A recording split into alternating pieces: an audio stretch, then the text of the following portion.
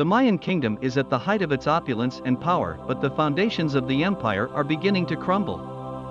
The leaders believe they must build more temples and sacrifice more people, whether crops and citizens will die. At some point, a serene and fun hunt by a far-off tribe led by Flint Sky and his son, Jaguar Paw, was interfered with by a band of displaced people going through the timberland, looking discouraged.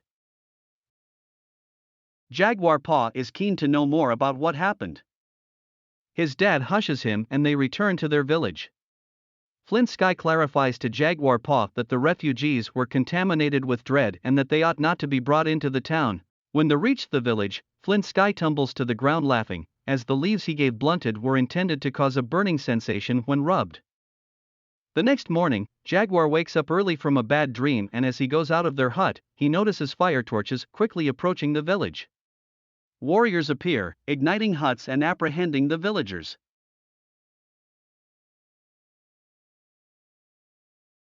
Jaguar takes his wife and son and puts them in a deep empty well to hide. He attaches a rope to a nearby rock with the goal that they can move out again. However, a fighter sees him and assaults him in a matter of seconds. His wife and son fell into the ground as he tried to protect himself. While fighting, the warrior was going to tumble to the deep well where Jaguar's pregnant wife and child are stowing away. Jaguar grabbed the left leg of the warrior and killed the warrior prior to running back to the village to help. Tragically, the town is before long invaded. Blunted is held down while Skybloom is constrained into a hovel where she is assaulted and killed. Jaguar Paw attempts to free Skyflint, however, is knocked down by a warrior. Middle Eye, a warrior nearly killed by Jaguar Paw, nicknames him Almost. Flint Sky tells Jaguar not to be afraid as Middle Eye props him up and slits his throat right in his very own eyes. Jaguar was knocked out by a warrior, and afterward, he woke up seeing the villagers as hostages and connected to one another on long poles. As the warriors lead the captives into the woods, Snake Ink sees that Jaguar Paw is looking towards the deep well. Snake Ink examines and is suspicious of the rope hanging into the opening of the deep, so he cuts it.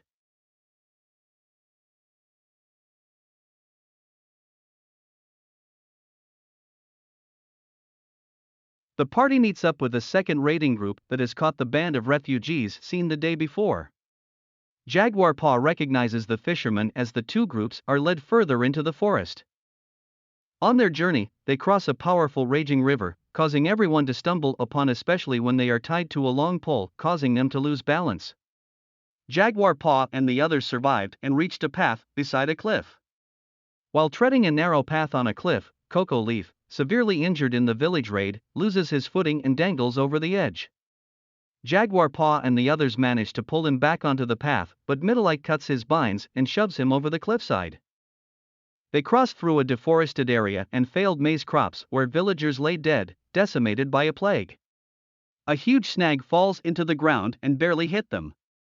Suddenly, a little girl, sick with sores on her face and is wiping her tears, appears.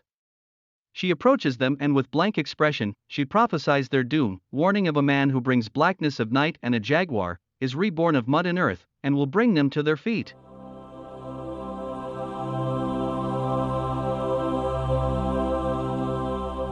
They enter a city where 1,000 workers toil in limestone quarries, covered white by the excess and spreading quicklime over buildings. Zero Wolf and his son were greeted properly and they talked about the new captives. The women captives are separated from the men and are sold as slaves. Blunted watches as his mother-in-law is auctioned. Covered in blue paint, Jaguar and the rest of the captives are walking in the middle of a cheering crowd. Curlnose was sacrificed before Jaguar Paw. In a fortunate turn of events, a solar eclipse happened when Jaguar was lying, accepting his fate of being sacrificed. The priest proclaimed to the clamoring crowd that their god is pleased and begs for the sun to come back. He then instructs Zero Wolf to get rid of the remaining captives. Jaguar and the other captives are taken to a ball court where they are instructed to run with a promise of freedom should they make it out alive. Cut Rock was chosen as a finisher and stands at the end of the court.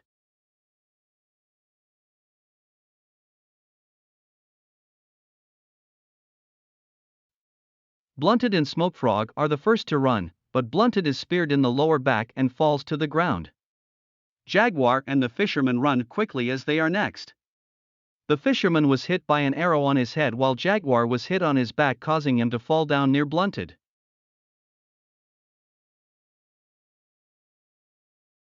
Cutrock runs towards him to finish him off, but Blunted grabs Cutrock by the leg so he falls down. Unfortunately, Cutrock kills Blunted with a blow to the head. However, Jaguar Paw breaks off the arrow and stabs Cutrock in the neck, which kills him. Jaguar Paw stands up and runs into the cornfield while Zero Wolf runs to his son and he dies in his arms. Wolf takes back his dagger and puts his son's necklace into his belt before running after Jaguar Paw, seeking revenge. The rest of the warriors follow him. Jaguar Paw runs through a corn crop and falls into a mass open grave filled with the remains of thousands of sacrificial victims. He reaches the jungle where he climbs a tree and hides, blood still dripping from his wound. The warriors run past him while he stays still on the tree covered by leaves. One of them sees blood on Middle Eye's shoulder and they backtrack, holding their eyes to the trees. Meanwhile, Jaguar Paw goes to see a panther's cub snarling at him. He hears a stronger roar behind him and goes to see the threatening mother panther.